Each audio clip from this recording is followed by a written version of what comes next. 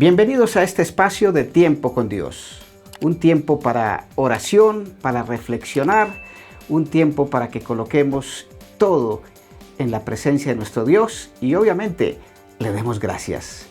Bueno, hoy vamos a compartir un tema que está en el libro de Romanos, en el capítulo 8, desde el verso 9 en adelante, y dice así: Sin embargo, ustedes no están en la carne, sino en el Espíritu, si en verdad el Espíritu de Dios habita en ustedes.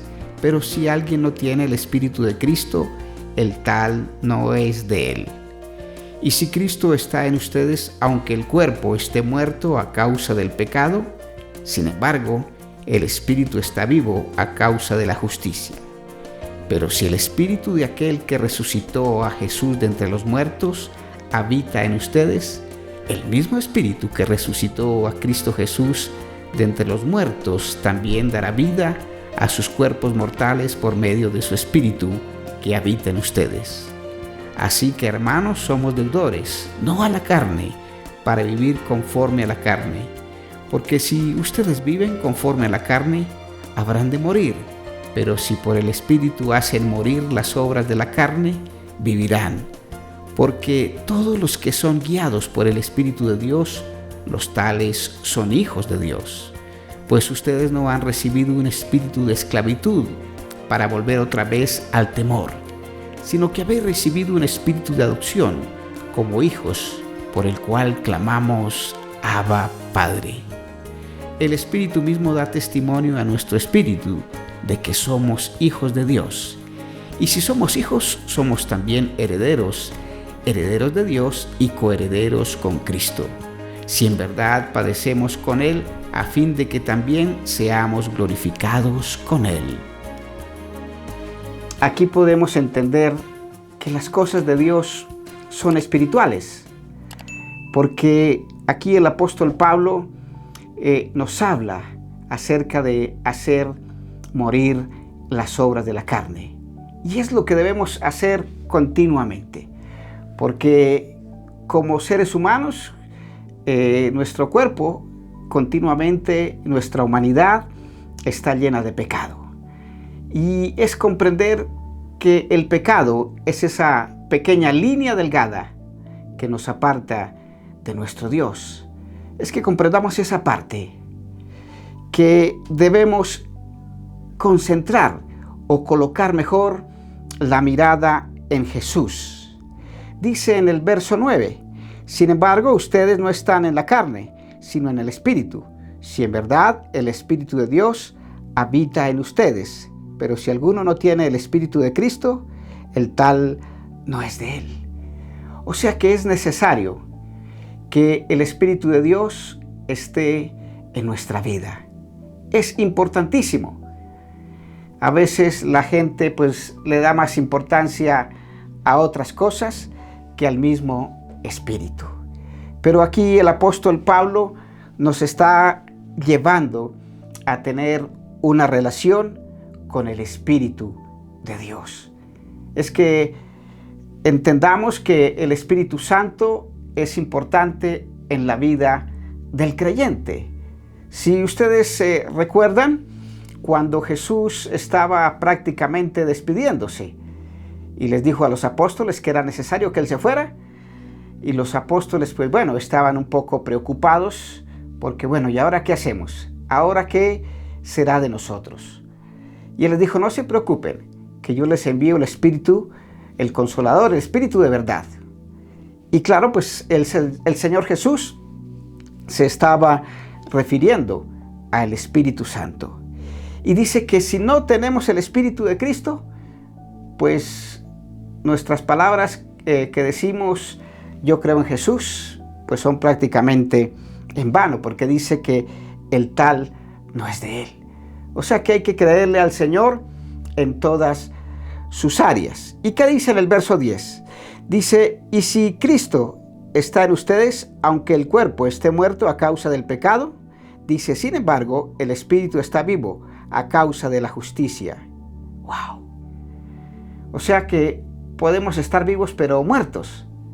Hace algunos años, algún actor de televisión que conoció a Dios escribió vivo, pero muerto.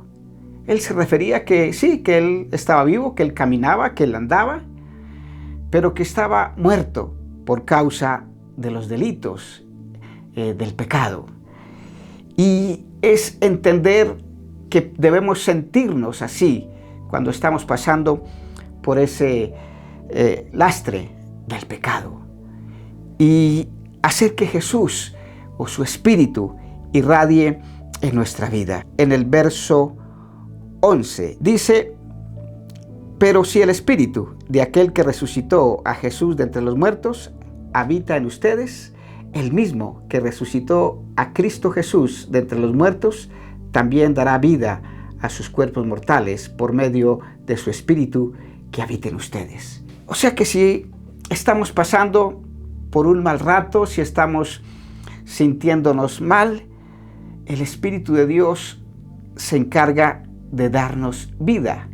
Pero aquí aclara, dice que el Espíritu Santo debe morar en nosotros. Por eso dice al comienzo: pero si el Espíritu de aquel que resucitó a Jesús de entre los muertos habita en ustedes, habita en nosotros. Entonces es en este tiempo asegurarnos de que el Espíritu de Dios verdaderamente habite en cada uno de nosotros. Y es invitarlo, es decirle: Señor, necesitamos tu Espíritu. La palabra nos enseña que el Espíritu Santo es el que nos redarguye de pecado, de justicia y de juicio. Entonces es comprender esa parte. Cuando nosotros conocemos del Señor, cuando empezamos a caminar con Él y vamos a cometer alguna fechoría, algún pequeño pecadillo, el Espíritu Santo como que nos pega nuestro pellizquito y nos dice: ole, está haciendo algo que no debe hacerlo. Y uno se siente redarguido, uno se siente y dice: pero bueno, como que ¿qué está pasando acá? Y es el Espíritu Santo que quiere darnos vida. Y dice en el verso 12: así que, hermanos, somos deudores, no a la carne, para vivir conforme a la carne. No a la carne. Consagrarnos más hacia las cosas de Dios. Porque podemos decir: sí, Jesús, yo le oro a Dios, yo le doy gracias, yo sé que Dios existe, pero si verdaderamente no estamos caminando así como la palabra nos enseña, pues la verdad no estamos haciendo nada. Es pedirle en este tiempo al Señor que su Espíritu siempre esté en nosotros. Así que, hermanos, somos deudores, no a la carne, para vivir conforme a la carne. Wow. Y dice en el verso 13: porque si ustedes viven conforme a la carne, habrán de morir. Pero si por el Espíritu hacen morir las obras de la carne, vivirán. Wow. O sea que cuando el Espíritu Santo de Dios está en nuestra vida, cuando tenemos el Espíritu Santo de nuestro lado, pues estamos salvaguardados prácticamente, es lo que dice acá. Que a través del Espíritu Santo de Dios estamos recibiendo una protección, que es el que nos está atajando, por decirlo de alguna manera coloquial, y nos está diciendo: no a la carne, sí al Espíritu. Entonces el apóstol Pablo, él es experimentado en esto, porque él persiguió a la iglesia de Jesús cuando se llamaba Saulo de Tarso, pero él tuvo que Jesús quitarle la venda que había en sus ojos. ¿Y cómo le quitó la venda? Haciendo que el Espíritu Santo se revelara a la vida, se mostrara a la vida del apóstol Pablo. Y ya no era más Saulo de Tarso, porque hasta eso hace Dios. Dios nos transforma, Dios nos hace nuevas criaturas cuando andamos delante de Él.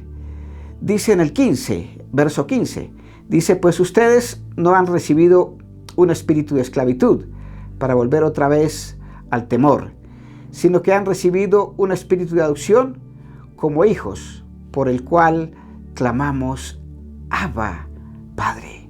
Abba, Padre. Wow, dice: no hemos recibido un espíritu de esclavitud para estar otra vez en temor. Cuando el pueblo de Israel salió de Egipto, allí de la esclavitud, los egipcios los tenían esclavos durante más de 400 años. Y el Señor levantó a Moisés para que los sacara de esa condición de esclavos. Y estando allí en el desierto, ellos renegaban y le decían a Moisés, bueno, ¿y qué hacemos con la comida? ¿Qué hacemos para la comida? Allá en Egipto teníamos todo, teníamos dormida, teníamos comida. Pero el problema de estos era que no se habían dado cuenta que estaban esclavos, que ya allí caminando con Moisés eran libres, pese a sus dificultades, a la hambruna, a las inclemencias del tiempo, pero eran libres, y libre es libre, y ellos no entendían esto. Entonces es entender y concientizarnos que el pecado nos hace esclavos. El pecado nos aparta de Dios. Y me impacta aquí en esta partecita que dice, pues ustedes no han recibido un espíritu de esclavitud para volver otra vez al temor, sino que habéis recibido un espíritu de adopción como hijos, por el cual clamamos, Abba, Padre. Es reconocer a Dios como Padre. Este Abba Padre, algunos entendidos dicen que quiere decir Papito Dios. Es reconocer que Dios es nuestro Padre, que Dios es un ser superior, que Dios tiene un plan para cada uno de nosotros. Y cuando tenemos ese espíritu, y eso pasaba, porque en la antigüedad el Señor usó a algunos pocos, a unos profetas, como Moisés, como el profeta Zacarías, como el profeta Ezequiel, pero porque el Señor colocaba el espíritu de Él sobre ellos. Y por eso ellos lo podían comprender o reconocer, o como le ocurrió a Abraham, que entendió que Dios era su papá.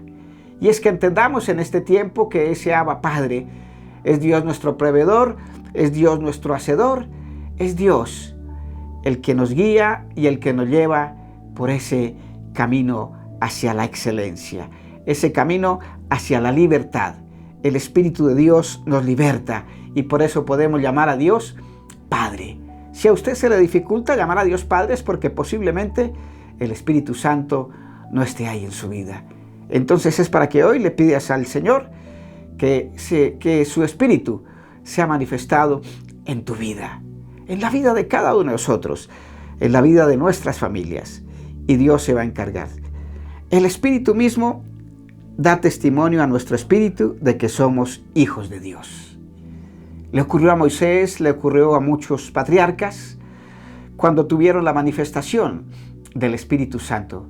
Y la gente, cuando Moisés, por ejemplo, bajó allí del monte de recibir la ley, dice que él le tocaba cubrirse con un velo, porque era tanto la irradiación del Espíritu de Dios que la gente no lo podía mirar de frente, no soportaba la mirada de Moisés, porque, claro, él estaba lleno de la presencia de Dios.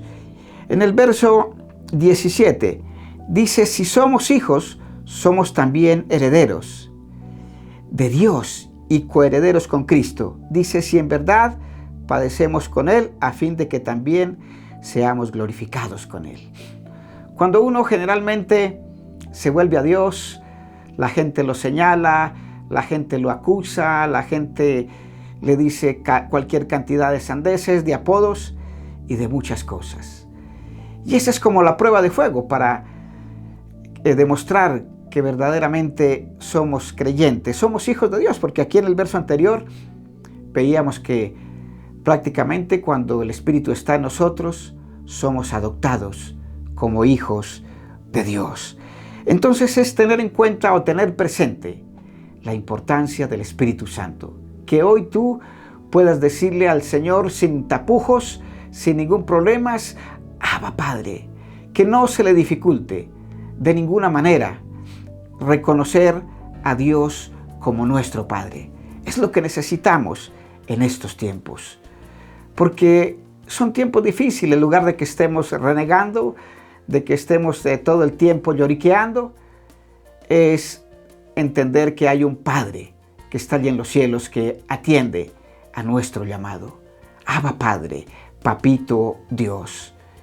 Yo sé que a partir de esta enseñanza, de esta lectura, y le invito a que la lea allí, que lea todo este capítulo de Romanos para que pueda entender muchas cosas, y sé que Dios va a estar obrando en su vida.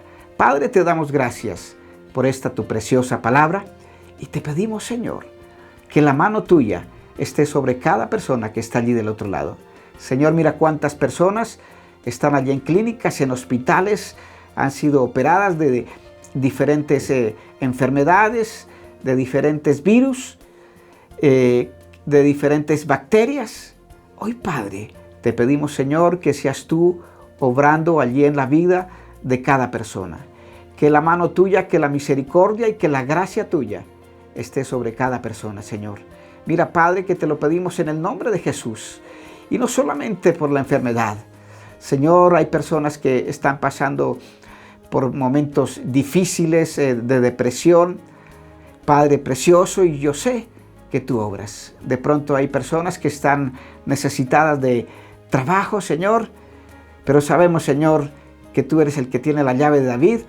Aquella llave que abre y no cierra y que cierra y no abre. Y hoy, Señor, estamos en tus manos, porque tú eres nuestro papá, Abba Padre, Papito Dios. Bueno, no olviden suscribirse a nuestro canal de YouTube, activar las notificaciones para que cuando estemos llevando mensajes como estos, ustedes estén ahí conectados. Dale like, comparte este mensaje con otras personas. Y recuerden, este es Tiempo con Dios. Un abrazo y que el Señor Todopoderoso, nuestro Abba Padre, les bendiga.